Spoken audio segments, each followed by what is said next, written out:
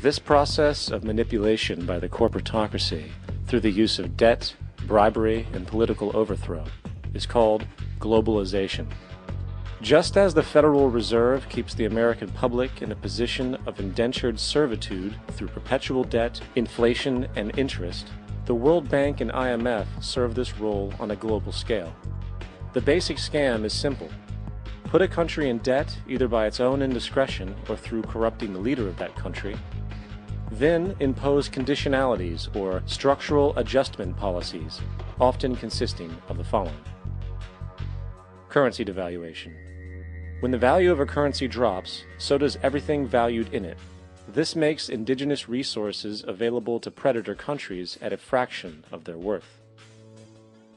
Large funding cuts for social programs. These usually include education and healthcare, compromising the well-being and integrity of the society, leaving the public vulnerable to exploitation. Privatization of state-owned enterprises.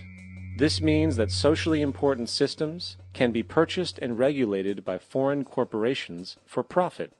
For example, in 1999, the World Bank insisted that the Bolivian government sell the public water system of its third largest city to a subsidy of the U.S. corporation Bechtel. As soon as this occurred, water bills for the already impoverished local residents skyrocketed. It wasn't until after a full-blown revolt by the people that the Bechtel contract was nullified. Then there is trade liberalization, or the opening up of the economy through removing any restrictions on foreign trade. This allows for a number of abusive economic manifestations, such as transnational corporations bringing in their own mass-produced products, undercutting the indigenous production and ruining local economies. An example is Jamaica, which, after accepting loans and conditionalities from the World Bank, lost its largest cash crop markets due to competition with Western imports. Today, countless farmers are out of work, for they are unable to compete with the large corporations. Another variation is the creation of numerous seemingly unnoticed, unregulated, inhumane sweatshop factories, which take advantage of the imposed economic hardship. Additionally, due to production deregulation, environmental destruction is perpetual, as a country's resources are often exploited by the indifferent corporations while outputting large amounts of deliberate pollution. The largest environmental lawsuit in the history of the world today is being brought on behalf of 30,000 Ecuadorian Amazonian people against Texaco, which is now owned by Chevron. So today it's against Chevron, but for activities conducted by Texaco. Estimated to be more than 18 times what the Exxon Valdez dumped into the coast of Alaska. In the case of Ecuador, it wasn't an accident.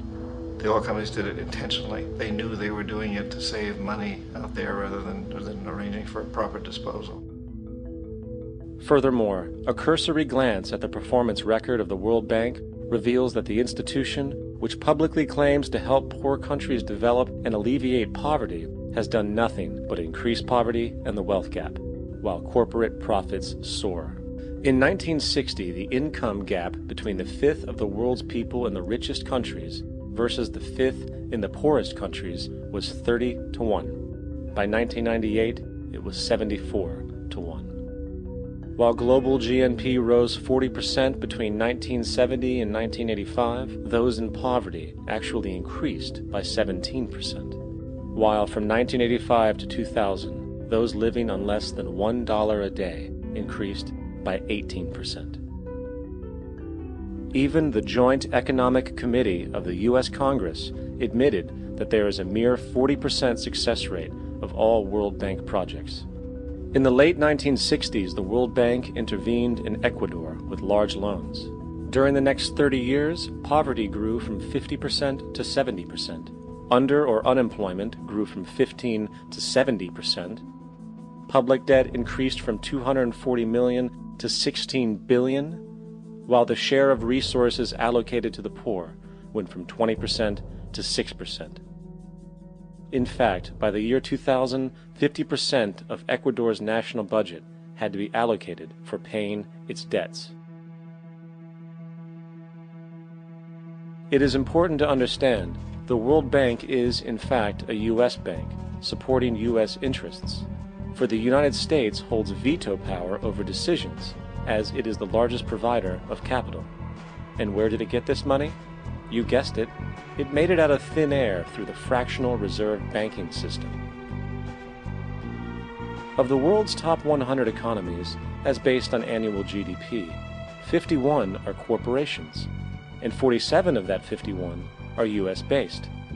Walmart, General Motors, and Exxon are more economically powerful than Saudi Arabia, Poland, Norway, South Africa, Finland, Indonesia, and many others. And, as protective trade barriers are broken down, currencies tossed together and manipulated in floating markets, and state economies overturned in favor of open competition and global capitalism, the empire expands.